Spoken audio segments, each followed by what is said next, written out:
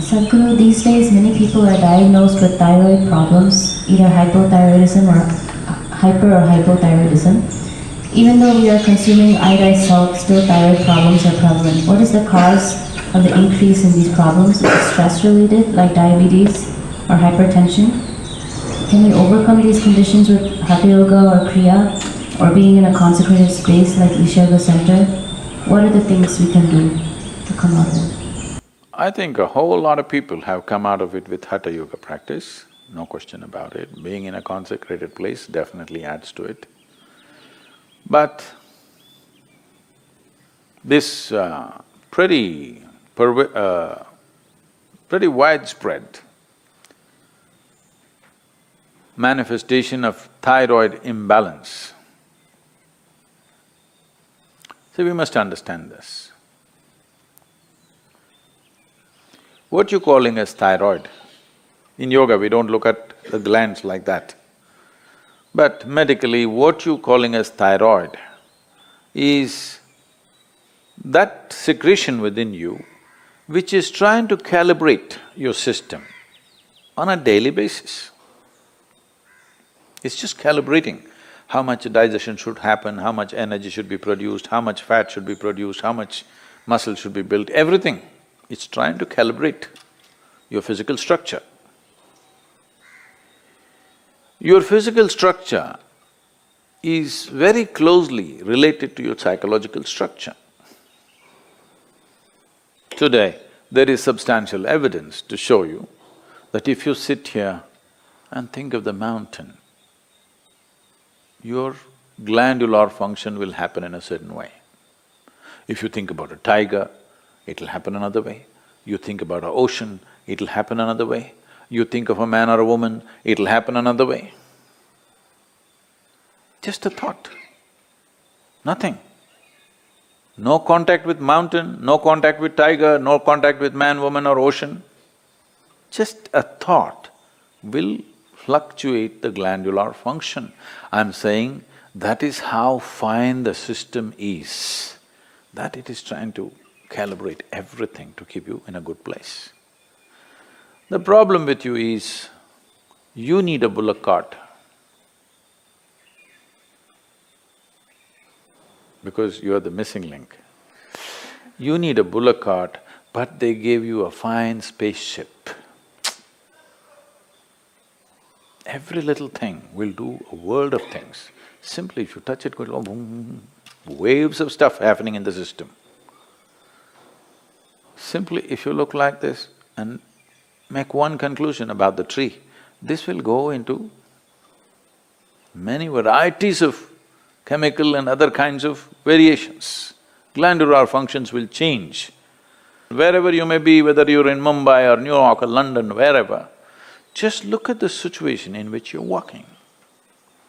Maybe socially you've gotten used to those things, but look at the kind of atmosphere you're walking in, the number of things that are happening, none of them are conducive for this life. You might have gotten adjusted to it. Maybe now you can't live out of those cities, that's another matter. But the life that you are is not seeking that kind of atmosphere. So the number of variations that are happening within you are not in your favor. Glandular dysfunction is just one manifestation. A very highly calibrated function of glandular function, one thing is the thyroid. It's easily noticeable. The first thing, your physiological and psychological parameters get thrown off a bit simply because disturbance. And another dimension is what's the disturbance that's happening from within you, your own psychological patterns. Another dimension of disturbance is what kind of food is getting into you. There is no way you can eat anything today which is not chemically infested. If you're eating very organic food, it's little organic chemicals they're using. It's come to that place. It's very difficult to eat something that's just grown in the wild forest. You can pluck out something and eat, That's very, very little, not even a small percentage of people are capable of eating that anymore. It's all from the marketplace. And what goes into the marketplace is all about more, not about what. And also this, in this country, all these things are gone now, don't worry. My grandmother, every day the vegetable seller, they used to come home with a basket. Just then in the morning they would have plucked, by 7:38 they're at the doorstep. When they come, and she will look at this, when she wants to buy it, she won't allow the vegetable seller to touch the vegetables. They plucked and brought it. It's fresh, just now it's come off the plant.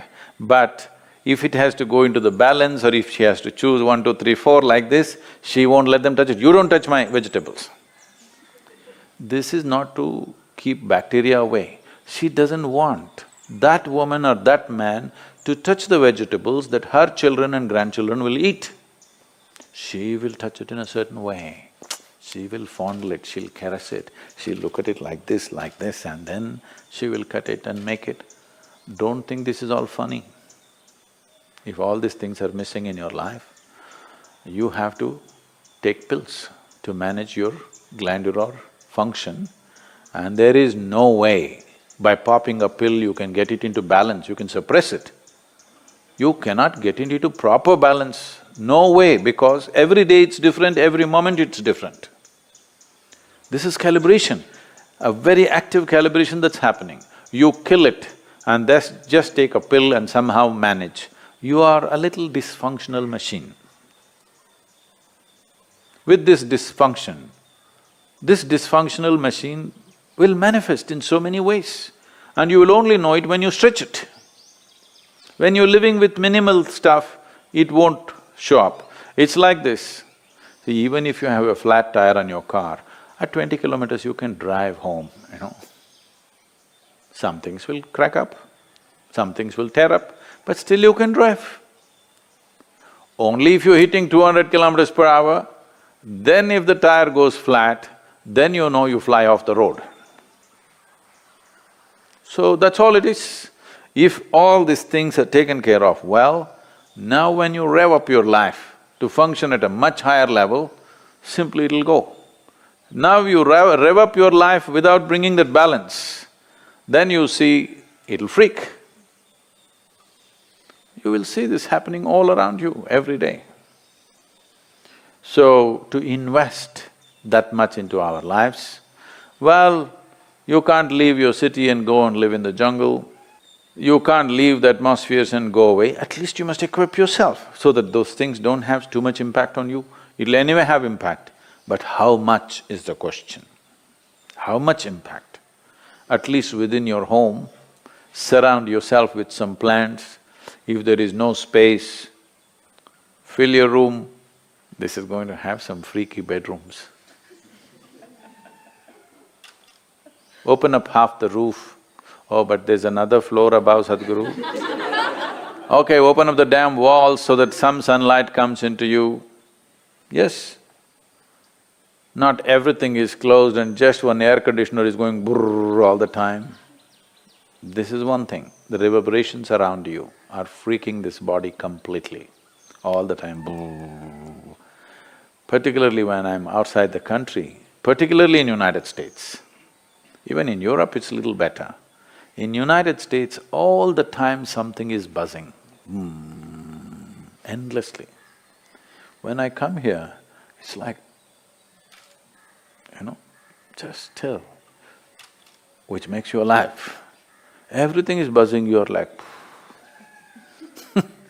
Most people are not conscious of it, but it's happening to them. The very fact that they're sleeping 8 hours a day is just that they are not living in their natural habitat. They are trying to protect themselves by sleeping.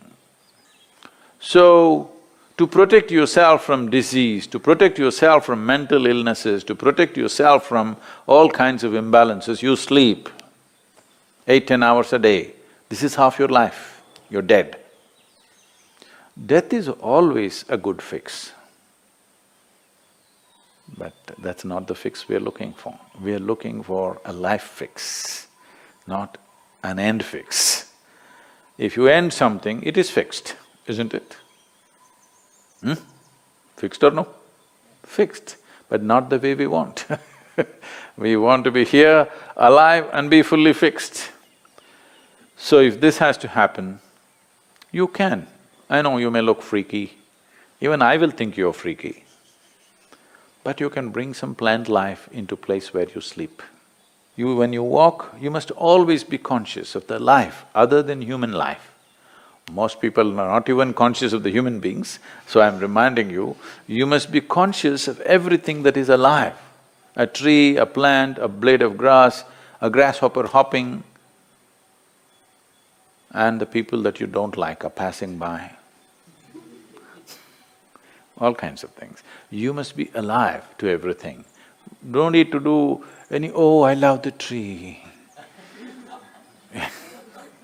You don't have to love the tree. You have to be nourished by it. That's the only way to live.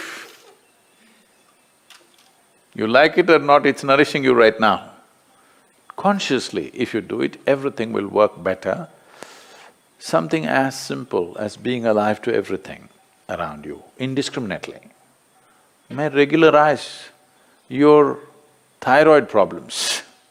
Of course, morning Hatha Yoga is there, Kriyas are there, all these things will definitely help, and the consecrated, powerfully consecrated spaces are there. Many things. One of the main reasons is human beings are becoming less and less active as technology grows.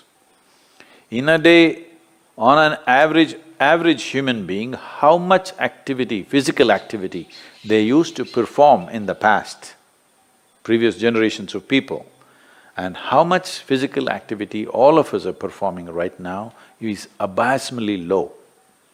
With such a low level of activity, keeping the balance in the system is difficult. So little imbalance, don't go to bed. If you feel little imbalanced, you must jump into activity. Wherever activity is happening with some vigor and joy, you must jump into that activity and do more and more of it if you're feeling sick. Really. Because the moment you go back, you're empowering that. Well, if you're very ill, that's a different thing. But otherwise, you must… we are talking about essentially glandular dysfunction of various kinds. Activity is a simple solution for everything. And don't make activity, for those of you in New York, I'm telling you, don't make activity, you have that health band on your thing. 10 steps, 12 steps. Don't do this, that's not the way to do activity, you may get more sick by doing that. Simply, joyfully doing something. Being joyfully alive. Activity is, if you do not know how to sit here and be exuberantly alive, just go and play. Play a game, run around simply. Just imitate the grasshopper when you're walking. Try. Why not? You never did this? This is the problem with you. When you go now, I want to see you because you're going to walk on the grass. You better grow like a grasshopper. Chuk, chuk, chuk, chuk, chuk. You will see how much aliveness will happen with you. Essentially, your fundamental problem is you have become bloody serious about your life.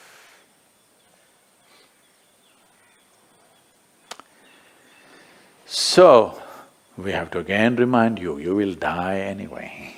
Don't be so serious about it because it'll get over in no time. You must loosen the grip. Now if you loosen the grip, that last scene can be different. Otherwise, people see you, that's a great thing that happened to you. You loosen the grip. Now itself if you loosen the grip, you will see life will happen wonderfully well for you.